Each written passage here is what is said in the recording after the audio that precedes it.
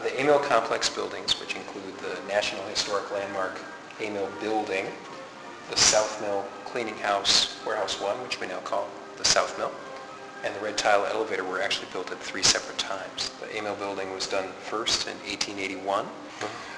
Red tile elevator was built next in about 1912, I think it is, and the South Mill and Cleaning House and Warehouse 1 followed some decade or two later. It was the first flour mill designed by an architect, although not by an engineer. The engineering had to happen later, to when the things started to fall down within a few years.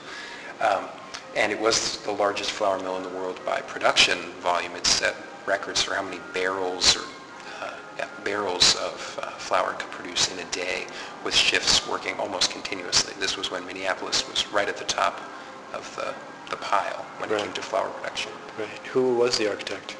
Leroy Buffington was the architect, and he designed a very handsome Platteville limestone building with the limestone quarried from the riverbanks just in front of about where the park is today.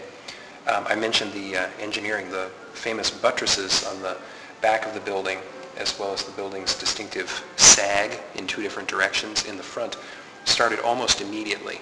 We like to tease architects we work with that, well, here was the first building designed by an architect, and sure enough, it started to fall over right away. It was due to 2 things. One was the amazing vibration and weight that the milling equipment had, and it was going constantly. The other is that the Platteville limestone distinctively expands and contracts with water in summer and winter. So the building was trying to move up and down, side to side, at the same time as the machinery was making that happen. So the reinforcing was necessary, and that happened soon after the turn of the century.